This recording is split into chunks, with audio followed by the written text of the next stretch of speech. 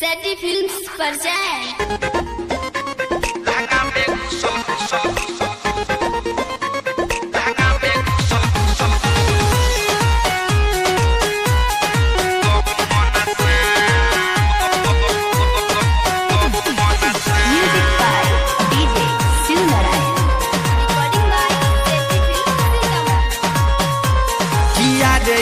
बापरे हे बा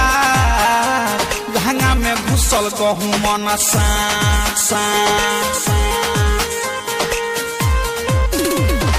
याद बापरे हे बा लहंगा में घुसल गहूं मन सा लहगटा डर देह करे थर थर एकरा देखिए के भइल बाटे माथा खरा किया रे बापरे हे बा लहंगा में घुसल गहूं मन सा किया रे बापरे हे बा लहंगा में घुसल गहूं मन सा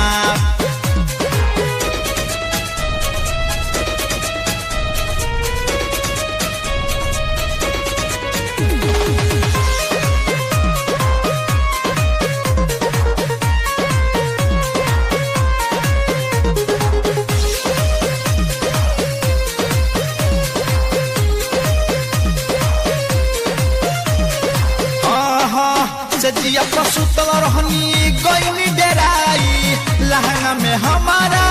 गइल समाई सखी सजिया पसुतल रहनी गइली डेराई लहंगा में हमारा गइल समाई मोटे लह में बरका रहे देखिए के भगनी जहे तहे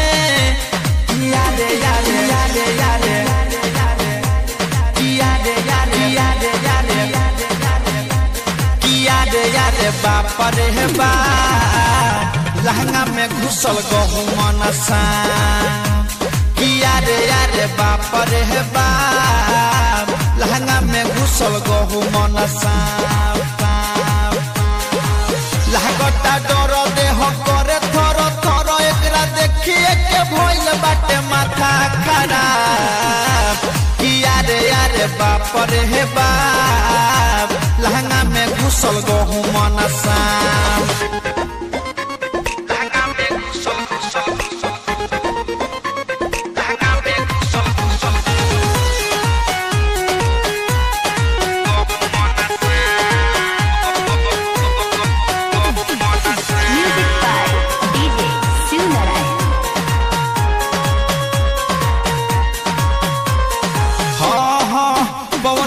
बइया के बतिया बतैनी राइटर संजीत के जल्दी बोलैनी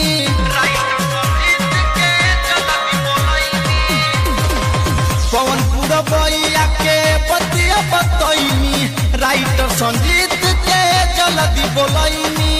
अरुण मुकेश रंजित बारा है मारे लौकरा भाला मंगैनी किया रे आहा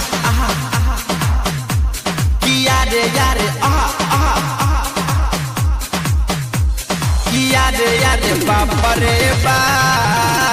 लहंगा में घुसल गहूं मन सा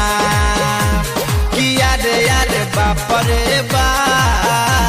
लहंगा में घुसल गहूं मन सा लागटा डर देह करे थर थर एकरा देखिए के भइल बाटे माथा खरा किया रे बापरे हे बा लहंगा में